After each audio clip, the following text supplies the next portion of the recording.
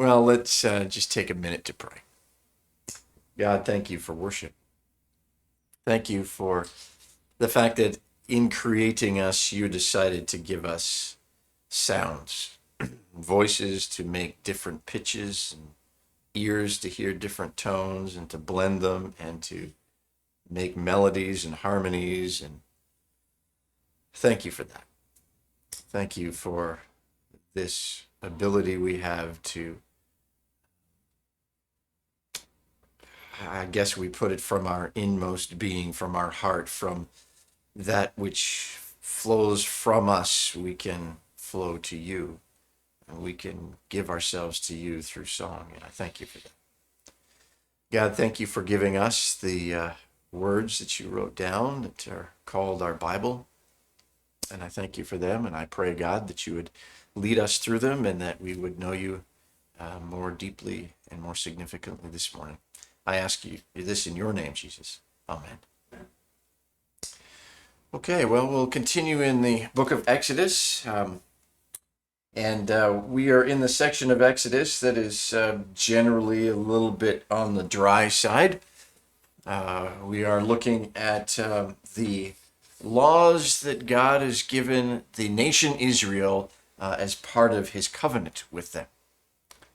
So that happens really for the rest of the book. We'll see the laws that God gives, and he's going to talk about how to prepare the temple and all of that sort of thing. So it's perhaps a little drier, but let me help by giving you a couple of pieces of background. So first, we need to put it in context as we read all of this. And we're going to start at chapter 21 and verse 12 today. But let's put it in historical context. Israel's a group of people that have just 3 months previously been released from bondage in Egypt. They're just 3 months out of Egypt. They've seen God at work, the miracles that God has done. They're now in front of the mountain of God. And God has said to them, I am choosing you as my people. You'll be my nation, set apart from the rest of the world. I will be your God, and you will be my people. Well, this is a new concept to the Israelites. Because the Israelites, now at about 1 million people or so with their flocks and their herds, they're all going to the land that God had promised them and said, I'll be your God and you'll be my people and you'll be a holy nation. But the Israelites had never been a nation before. Understand that God isn't calling a set up nation that they know who they are and they've got all of their laws together. And God's not calling them and saying, okay, now I'm going to make you special. God's calling a people group who've never ever been a nation before, never had their own land before, never governed before, never set up any kind of social or economic or judicial or religious systems before. And God is calling them to be a nation. They don't know what that means. It's not like they go to school and there's a class that says how to become a nation. In our past, in our schooling, we studied how our nation became a nation, and we had the benefit of looking at how they developed laws and the Constitution and all of that kind of thing, but they don't have that. So it's all brand new to them. There they are in this place, camped out, waiting to go to the promised land, the land of Canaan, and becoming a nation and saying, I don't know what that means. I don't know what it looks like. How do they operate as a nation? How do they operate within themselves? How do they operate with other nations around them? They don't have a governance system. They don't have a judicial system. They don't have a religious system. They don't have an economic system. They don't have a military system. They don't have social systems. And so God's leading them and saying, I'm preparing you. God, at least we've read in part, in brief, where God set up their leadership system, their governance system. He set up in part their health system. He has said, I will be your military system. I will fight for you. I will take care of you. And now here what we're getting is God's judicial system, their law system. This is how you're going to operate. These are the laws you're going to have. This is how you're going to set up your courts and how you're going to judge between right and wrong. After he does that, we will see in the rest of the book, he sets up the religious system. This is the temple you will have. This is its purpose. This is how you will worship me. But right now this is the judicial system. So they are a new nation. Well, they're not even a nation yet. They're learning to be a nation. And God's saying, let me help you. Let me set these systems up for you because I'm your God and you're my people. And as my people, you're going to be different than the people of the world. So I'm setting this up. Which leads to the second point that we need to know, the second piece of background information, that as we read through these laws, and if you've read through them already, you might have gone away thinking, well, there are a lot of gaps in that justice system. I mean, there's a lot of laws that they don't talk about certain areas of life. There's just these general laws. And if this is all the laws they have, there's a lot of gaps there. So what do you do with this or what do you do with that? Because the Bible doesn't actually answer those questions. But we need to understand what's happening. In the ancient Near East, there was something called the, now I always get this wrong, Hammurabi Code. The Hammurabi Code was a code of 282 laws. It was written by King Hammurabi, who was the king of Babylon, 300 years before the Exodus. So this code has been in the ancient Near East. The Hammurabi Code has been in the Near East for 300 years. It's a general system of justice. The Hammurabi Code was set up by the king of Babylon when they were one of the leading nations in the ancient Near East. And all of the ancient Near East that was under their control was living by these 282 laws. They were laws of trade, laws of justice, laws of social system, and even laws of family and how family life worked.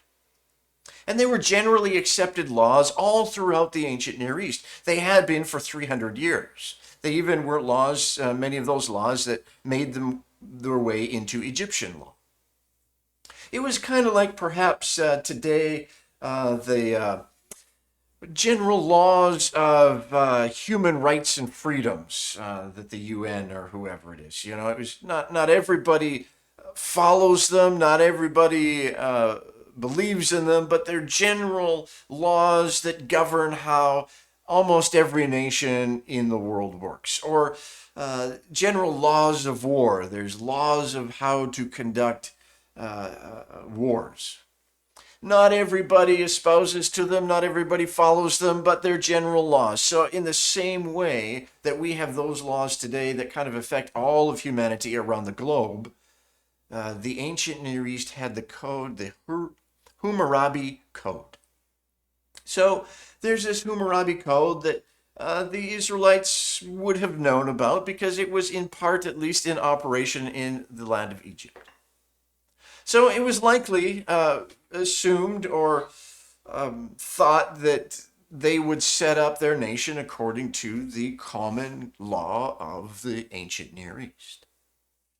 The thing about the Hammurabi Code is that God didn't agree with all of it. It wasn't a Hammurabi Code, it wasn't a law code, a justice system, a law system that God fully agreed with. Now, there were a lot of laws that were in line with what God would want nations and people to live by. So what we have in Exodus and Leviticus and even part of Numbers is the Pentateuch, the book of the law. What we have are the laws of God that differ from the Hammurabi Code. Because the way God governs, God's justice is different than mankind's justice. So God doesn't have to repeat all the laws of the Hammurabi Code that he knows they're already going to live by. What God is doing is giving them redemptive laws. Okay, so the Bible is not a law book that lists every single law that the Israelites were supposed to live by. But what we read are redemptive laws. In other words, laws that show how Israel's supposed to live differently from the rest of society. How they're supposed to live as redemptive people, as people of God's choosing. They are God's nation, they're to represent God, and therefore they are to live differently than the world around them. They are they're disciples of God. They're his people, and his people live differently than those who are not his people. We have the same kind of thing in the New Testament. The New Testament, really, if you will, are quote-unquote redemptive laws. They're laws of how the disciple of Christ should now live. We do not live like the rest of the world lives. The rest of the world has a written or even unwritten code of how you live. Laws of morality, laws of social interaction, all of that sort of thing. God comes along and says to us in the New Testament, in the New Covenant, let me give you what the redemptive life looks like. Let me teach you what it means to be a disciple of Christ and live redemptively in the world around you so the rest of the world can know what redemption looks like. And the rest of the world can seek redemption from Jesus.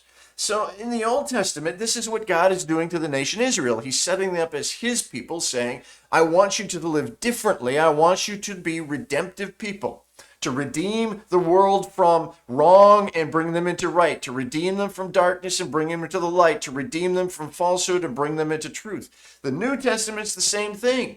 We are God's people. We are chosen by him. We are called a holy nation, a royal priesthood, those who are set apart from him. And so the New Testament are the redemptive laws of this then is how you need to live if God is your God. If you're going to correctly represent God and be his ambassador, this is how then you live. And it looks different than the rest of the world. We don't live according to the Hammurabi Code. We don't live according to the common laws that are in place. Many of them we do, such as murder. Almost worldwide, murder is wrong and has a consequence. Now, there are variations of that in different societies, but almost over the board. The New Testament says, okay, and God emphasizes some of that, some of the already known codes of law, but we are redemptive people. We're disciples of Christ. We are changed. We have a new nature. We are called to live differently. Turn with me to John, because the Apostle John writes about this in John chapter 17. John 17, verses 14 and following. Jesus says, I've given them your word, and the world has hated them, for they are not of the world any more than I am of the world. My prayer is not that you take them out of the world, but that you protect them from the evil one. They are not of the world, even as I am not of it. Sanctify them by truth. Your word is truth. As you sent me into the world, I have sent them into the world. For them I sanctify myself, that they too may be truly sanctified. See, we're to live different lives. We are not of the world. We're in the world, but we're not of the world. In other words, we do not live like the rest of the world lives according to the common law of the world. We live according to the redemptive law of God that he gives us in the New Testament. The Apostle Paul talks about the redemptive law. The Apostle Paul talks about the new nature, the change in our living, how we react and interact and act in the world. It is supposed to be different. We as disciples of Christ are different people than we used to be when we weren't disciples of Christ. And that's the whole point. We are to be changed people, different people, redemptive people. The way we act and interact and react to the world around us and the people around us needs to reflect Jesus more than it reflects the rest of the world. Look at Romans 12, 1 and 2. Just to give you one example from Paul's teaching about how we are to be different. Therefore, in chapter 12 of Romans 1 and 2, I urge you, brothers, in view of God's mercy, in view of who God is and what he's done for you, to offer your bodies as living sacrifices, holy and pleasing to God. This is your spiritual act of worship. This is the way you are to now live. This is who you give your life over to, and this is how your life will now look because you've given yourself over to the God of the universe, to Christ. And he says in verse 2, do not conform any longer to the pattern of this world, but be transformed by the renewing of your mind. There's transformation that takes place. There's a difference in the way we live. There's a difference in the way we act and interact and react to the people around us. We are to renew our mind. Then you will be able to test and approve what God's will is, his good, pleasing, and perfect will. This verse, these two verses could be the theme verse for Exodus, the laws that God gives his people Israel in Exodus. They are to be a transformed people, a different people, a holy people, a set-aside people.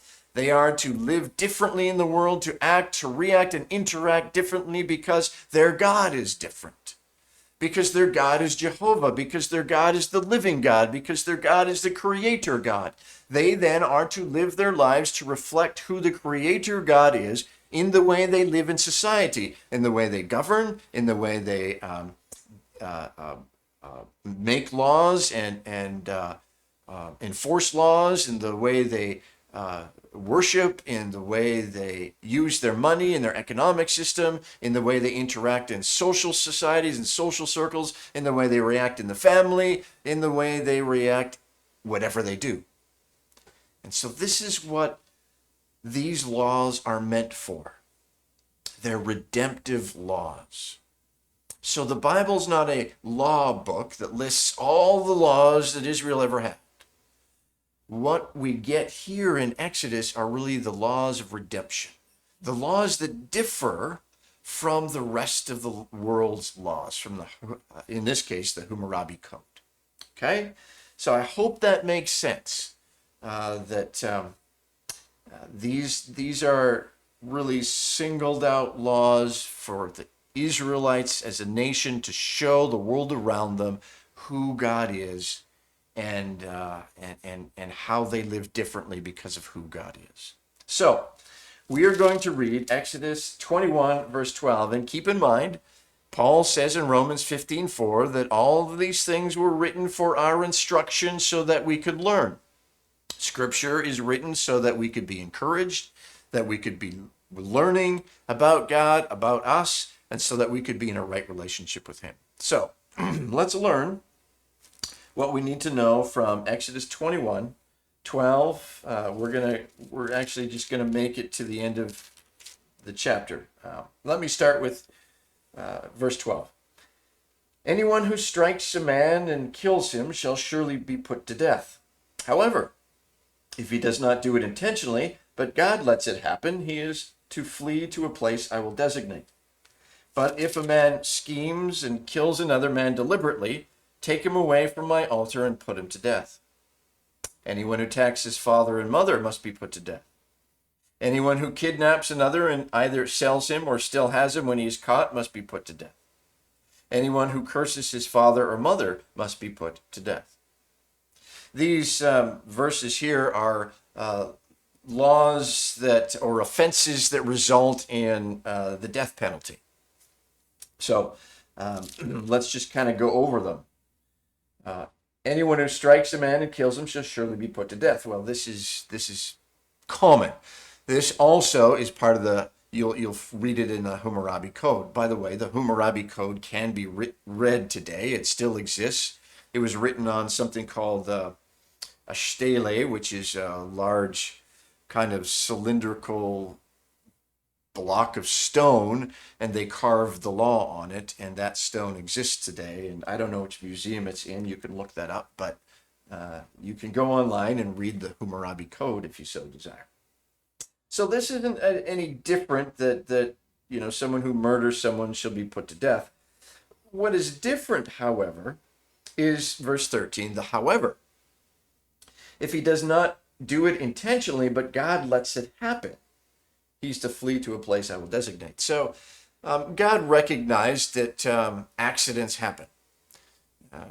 what the law says about murder is, and even in the Ten Commandments, thou shalt not murder. It's that, as we see in verse 14, it's that intentional, scheming, purposely planning to kill someone, to be deliberate about it. To say, I hate that guy and I have a plan to kill him and I'm going to carry that plan out. That's the murder. That's the part that requires the death sentence. If you purposely plot to end another person's life and you've been scheming it and you put that plan in practice and you fulfill that plan, then you too need to die because of your offense against that other person. In the ancient Near East, it was a ancient Near East, and even still today, largely it's a shame-based culture. What does that mean? It means that what you do to me, I have to do back to you. Otherwise, I lose face. I bring shame upon my family if I don't retaliate. So what was happening and what still happens today is this society that's like a Hatfields and McCoys, right? Well, you hurt my brother, you shot him in the leg, you beat him up or whatever, so we're going to kill you because of it. And because I have to. Because a shame-based culture says I have to defend the honor of my family. And if you kill a family member, or if something, my family member is maimed, I have a responsibility to my family, to my culture, to do it back to you and even worse. So even if there was an accident and a person was accidentally killed, it wasn't planned, it wasn't something I plotted to do or schemed to do and put it in effect.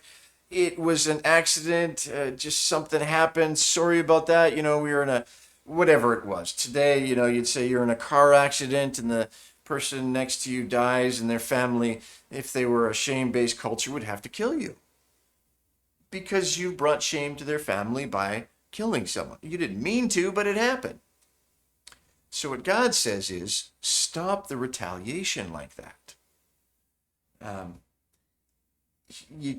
If it's not intentional murder, if you didn't plan to kill someone, God says, I don't want this continual Hatfield and McCoy stuff going on. That families are always at war, that there's always this sense of, I'm going to kill you if you do that to my family sort of thing. Like, God doesn't want this just popped in my head, but God doesn't want this society becoming the Sicilian society. Okay? So, leaving horse heads in people's beds or something like that. So God sets up cities of refuge. Cities of refuge, we read about them in Numbers, actually, in Numbers 35. I might read a little bit about that. Cities of refuge, there are 6 of them, at least officially, 3 on each side of the Jordan River, because Israel spanned across the Jordan River. If a death of someone was a result of an accident that you were part of, then you could run to a city of refuge, and you could run away from the family that was trying to kill you.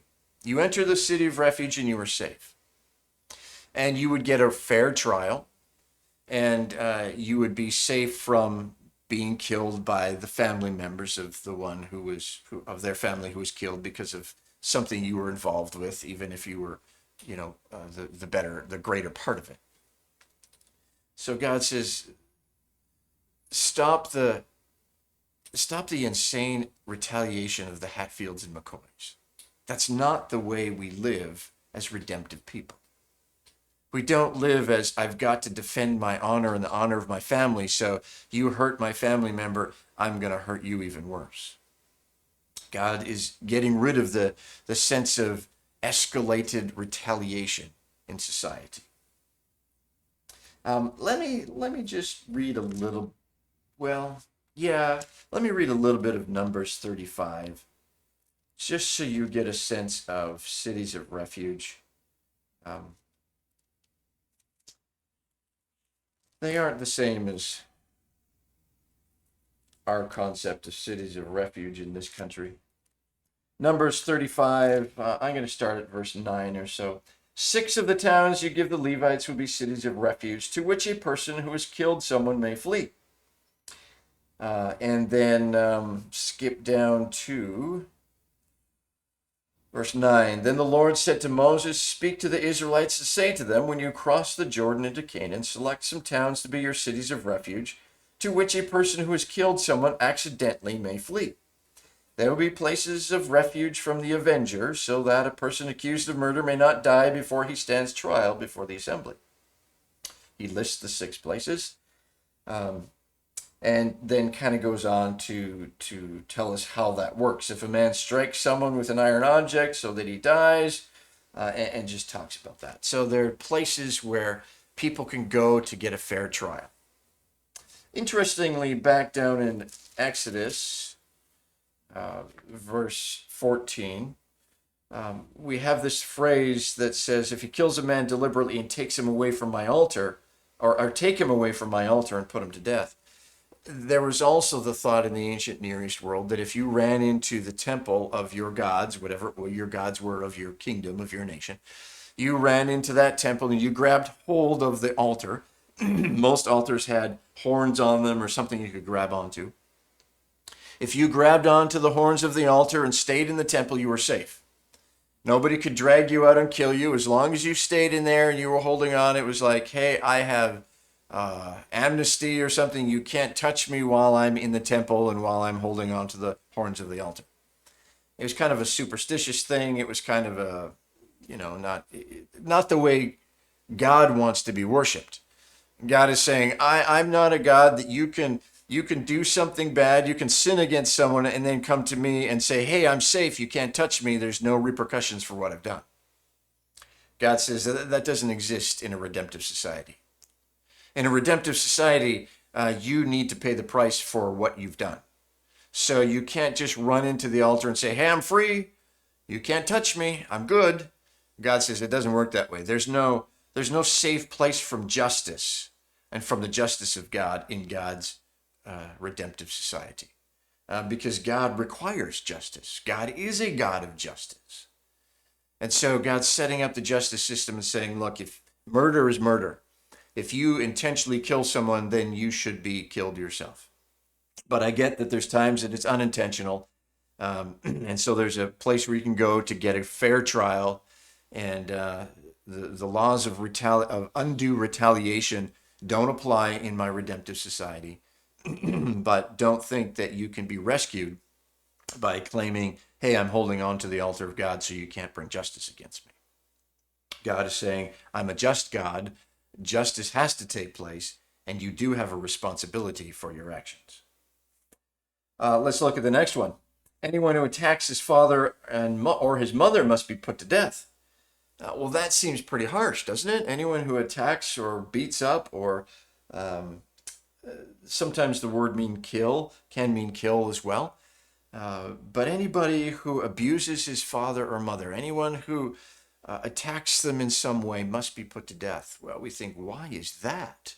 Obviously, if the word is solely translated kill, intentional murder, then that goes back to just the previous law. But it also encompasses abuses them in some way, strikes them, beats them up, whatever it might be, refuses to care for them, they must be put to death, because in the ancient Near East, there was no greater representative of God than your father and mother.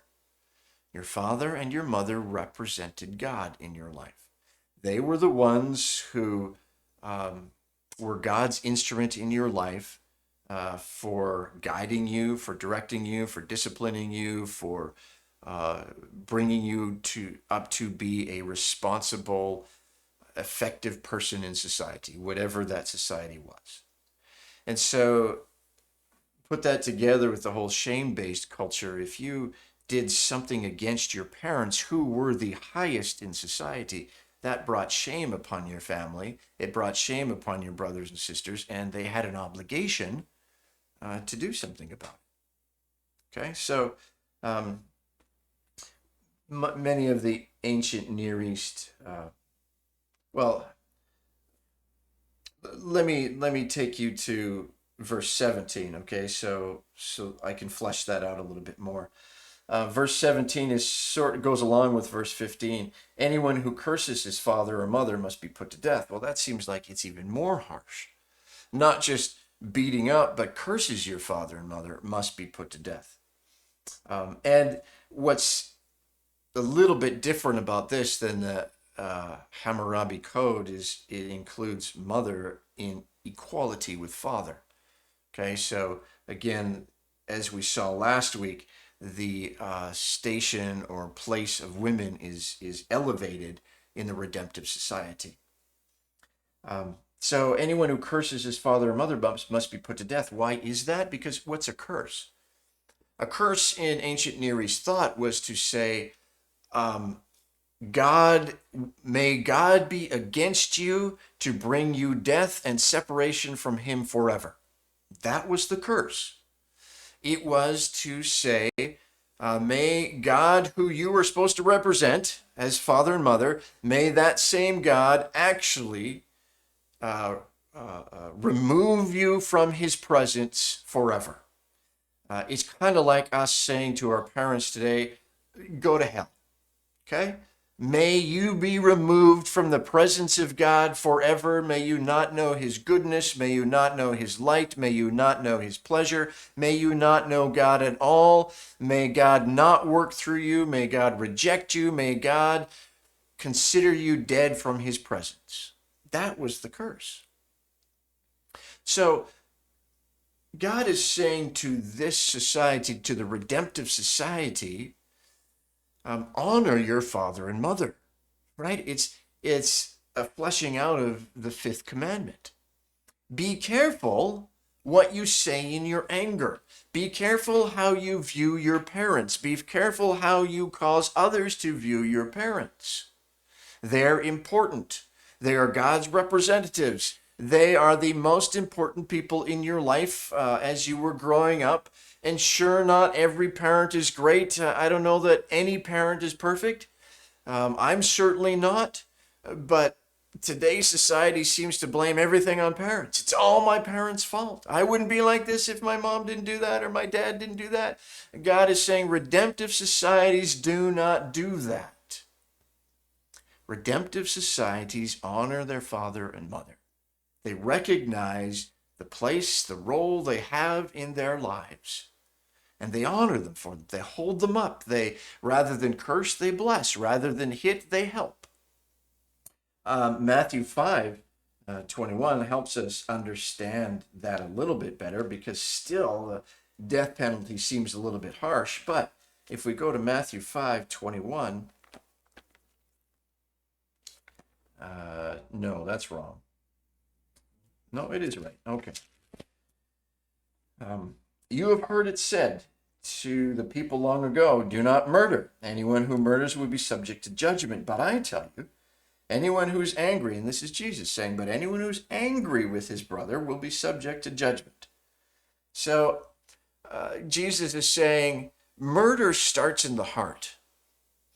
If you're angry at someone and you're angry enough in your heart at someone and you say in your own mind, man, I hope that bad happens to them. I hope that person's killed. I hope they, whatever, something happens to them.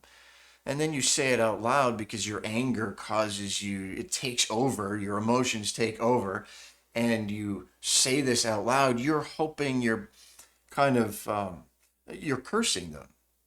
I hope you die, right? If you're angry at someone, you say those words of anger and they come out in your heart, you are, in a sense, killing that person. You don't want them around you. You don't want them near you. You want them somehow diminished, but greatly diminished because you're not happy with them and life would be better if they weren't around. And God says in a redemptive society, be careful, be responsible for your emotions. You can't just let your emotions do whatever they want to do, so you say whatever you want to say. You need to be careful. You need to be in control of how you respond and react and interact and act with people around you, because we're redemptive people.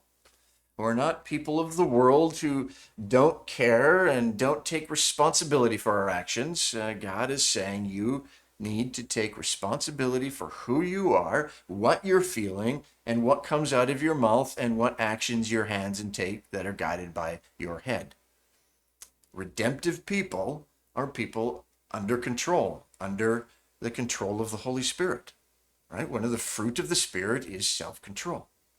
So God is setting up the nation Israel to say, you're going to be a redemptive people in the way you interact with your family, in the way you interact with your parents. You are going to respect them and honor them, and you're going to take responsibility for that. If you don't, if you wish for their death, if you're angry with them, you strike them, you abuse them, then you will be subject to being put to death. Pretty amazing stuff. That is redemptive law. Verse 16, we've dealt with this one. Anyone who kidnaps another and either sells him or still has him when he's caught must be put to death. That's slavery. Anyone who steals someone, kidnaps someone, sells them to someone else, they must be put to death because they're not respecting God's creation. They're not respecting that God loves this person, that God created this person. Okay. The last one, oh no, that's all of them from the death penalty, 12 to 17. So verses 18 through 36 are now non-death penalty offenses. They're more of aggravated assault. Okay, so we're going to get into aggravated assault here. If men quarrel and one hits the other with a stone or with his fist and he does not die but is confined to bed, the one who struck the blow will not be held responsible if the other gets up and walks around outside with a staff. However, he must pay the injured man for the loss of his time and see that he is completely healed. So if you got into a quarrel with someone and again you let your temper get out of hand and you let your emotions get out of hand, you are responsible for the actions you take against somebody. You can't blame it on the other person. Well, they made me mad. They made me angry. If they didn't say that, I would have done that. God says that's not the way it is. You're responsible for your own actions. If you hit that person with a stone or a fist, you get in a fight and you take a swing at them, and after the fight is over, they're confined to bed. You've beat them up bad enough that they can't move around for a couple of days. You're held responsible for that. There's a responsibility of two things here. Let's see. The one who struck the blow will not be held responsible if the other one gets up and walks around outside with a staff. In other words, you won't be put to death because of that. However, you must pay the injured man for the loss of his time and see that he is completely healed. So the consequence, the law here says, if you lose self-control and you beat someone up, you have a responsibility to pay that person for their loss of income from the time they couldn't work or they couldn't do what they normally do to get their income. You pay them for that time they lose, and you pay their medical bills. And you do it until they're completely healed. So that's a complete different law than we have today too, isn't it? I mean, that's almost revolutionary. You beat someone up, you're responsible to pay for them, to make sure that the money that they would get, that they can't get anymore, you pay that, plus you pay their medical bills.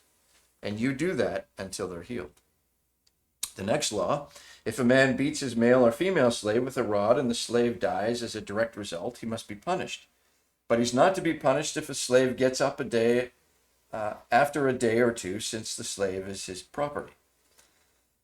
So that sounds kind of a strange law. That doesn't sound like it's a redemptive law, but it is a redemptive law. It's actually the first of its kind in the ancient Near East. This law is actually a law of protection upon the class of slaves or servants. Ancient Near East, again, the mindset was if that person is your servant or your slave or you're in servitude for you and is in your household, you can do whatever you want. And if you lose your temper with them, you can kill them. You beat them and they die. It's not a problem. They were just your slave anyway. Big deal. Go out and buy another one. You have no responsibility to that sort of thing, to that person. But God comes along and says, no. If somebody is in your household and they've said, hey, I will serve you for the next 6 years or 7 years, and I will join your household, yeah, you can discipline your servants, but you can't beat them so much that they die.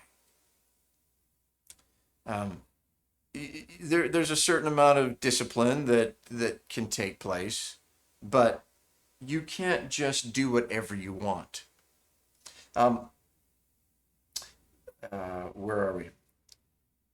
There's a punishment for that. Look down at verses 26 and 27, which goes along with this one. If a man hits a manservant or maidservant in the eye and destroys it, he must let the servant go free to compensate for the eye. And if he knocks out the tooth of a manservant or maidservant, he must let the servant go free to compensate for the tooth. Again, this is redemptive law. It's the first of its kind in the ancient Near East, and it says, you can't just treat people in your household who are working for you any way you want. You can't beat them up. You can't kill them. You can't just treat them as if they don't matter. If you do something to them and they lose an eye, they go free. You lose the income you would have gotten from their work. They go free. You don't get to have them anymore. Loss of an eye was the most, it was considered the highest form of injuring someone was to lose an eye, or at least when slaves, or regarding slaves. The lowest, what was thought of as the lowest consequence or lowest injury to a slave was losing a tooth. So God is saying, whether they're severely injured or minorly injured, if you injure them and you lose control and you beat them up, they get to go free. You don't get to do that. They are not chattel. They are not property. They're people. And they're created in God's image, and you treat them that way.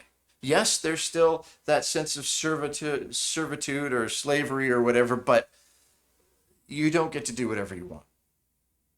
A redeemed people treat others as people. Okay? Verse 22.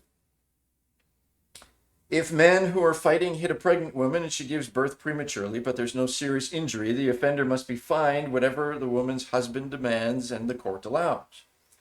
But if there's a serious injury, you are to take life for life, eye for eye, tooth for tooth, hand for hand, foot for foot, burn for burn, wound for wound, bruise for bruise. This is the law of retaliation. The law of retaliation existed in the that code that I can't say right now for some reason, Hammurabi code. At any rate, but this is a different take on it. This isn't God saying you must do this. This is God putting limits on what you can do. Again, this is God saying, look, you can't just go and take the life of another person because they injured someone. There is a limit on this. There is justice. There is what is right and fair, and there is justice from God. It's not a free-for-all. We talked about before that, notice it's having to do with a pregnant woman, and so God is protecting the woman and God is protecting the baby inside of her. So that's somewhat, again, revolutionary in not only in the ancient Near East, but I think even in our times. God, in redemptive society, God raises the importance of women and of unborn babies and says there's consequences. there's penalties that need to be paid. And it's a penalty of what the husband demands or the court allows. So there's still limits on it. So God is saying, you can't just be a sue happy people and just sue everyone for millions of dollars, which we have today. God's saying, look, if you go to a restaurant and you burn your tongue on their coffee, you can't sue them for $3 million because the coffee was so hot and you burned your tongue. Like, let's face it, it's a small burn. So if you want retribution, if you want retaliation, well, I guess have the employee or the person who sold it to you drink the coffee and burn their tongue, and then you're done. But to sue them and get millions of dollars, it's outrageous. God says that's not a redemptive society. That doesn't reflect who God is. And God says, I want you to reflect who I am. There's more laws. Let me quickly try to get to the end of 22 or 21. Originally I'd hoped to get halfway through 22. You understand why now I'm not. This is just, to me, is fascinating stuff. 28 of verse chapter 21. If a bull gores a man or a woman to death, the bull must be stoned to death, and its meat must not be eaten. But the owner of the bull will not be held responsible. If, however, the bull has a habit of goring, and the owner has been warned about it, but has not kept it penned up, and it kills a man or woman, the bull must be stoned, and the owner also must be put to death. Like, you have a responsibility. Your dog is a mean dog that bites people. Well, you can't just leave it on the leash and go, oops, sorry about that. You must have done something to... you can't take that tact. It's your dog. You knew about it. You're responsible for it, so be responsible. So if the bull does that, gores someone, the bull's to be put to death, and the owner must be put to death. However, there's a concession. If payment is demanded, he may redeem his life by paying whatever is demanded. God doesn't want a society that says, hey, your dog bit me, I got to kill you. That's not what he's after. Or your bull gored my son or daughter, so now I'm going to kill you. There could be a redemption of life. At any rate, if a man uncovers a pit or digs one and fails to cover it, and an ox or donkey falls in it, the owner of the pit must pay for the loss. He must pay its owner, and the dead animal will be his. This is digging a well, essentially. You leave the cover off the well, and the animal goes to get a drink of water and falls in and dies. You're responsible for that. If a man's bull injures the bull of another and it dies, they're to sell the live one and divide both the money and the dead animal equally. However, if it was known that the bull had a habit of goring, yet the owner did not keep it penned up, the owner must pay animal for animal, and the dead animal will be his. So again, these laws in a redemptive society reflect three things that we'll see as we continue on. Responsibility, accountability, and liability, which are three things we're losing in our system today, in our social structure today. A redemptive society, people of God understand responsibility. I own my actions. I have an obligation to myself for my actions. I own them. I have a duty. We can't just say it's not my fault. I can't help it. It's just the way I was. It's just the way I am. It's another person's fault. It's not my fault. Redemptive people own their sin. Redemptive people have a responsibility. A redemptive society are responsible people. They're accountable people. They understand that an account must be given of their actions, that they have to explain their actions. You can't just say it wasn't my fault. It was an emotional response. They made me emotional, or I didn't take my meds, or whatever it was.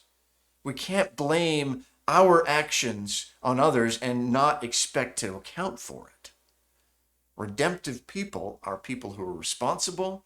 A redemptive society that keeps people accountable for their actions, give reason for their actions. They're answerable to what we do. And then there's liability. We are liable for our sin. We are liable for what we do. There are consequences to actions. God is a God of justice. God doesn't say, oh, well, don't worry about it. It wasn't your fault. I can see that they made you angry or whatever it was, and you just got emotional and you just got a hand. Don't worry about it. Just don't do it again. In all of these laws, both those requiring death penalty and not requiring death penalty, is very clear that there is liability to our actions. There is a consequence that must be paid for our actions. Sin has a consequence. And God didn't say, don't worry about the consequences of sin. It's okay, y'all get to heaven.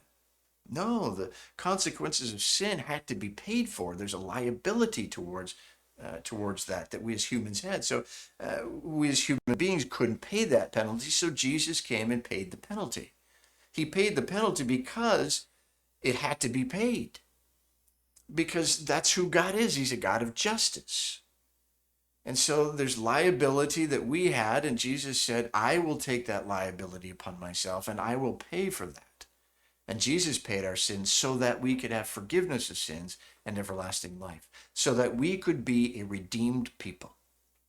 And as a redeemed people, we reflect Jesus as we interact and act and react to one another with responsibility, accountability, and liability. We are people as disciples of Christ who are to reflect Jesus. We reflect the God who is our God, not the gods of the world. So as we read more and more through these laws, we are understanding who God is and therefore who we are to be. We are to be a people who are responsible, who are accountable, and who understand we're liable. Because God's the God of justice. And God's the God who redeemed us so that we can live redemptive lives in this world around us. Well, may the love of Christ be with you this week. May you know his grace, his peace, and may you understand and know and live as a redeemed person.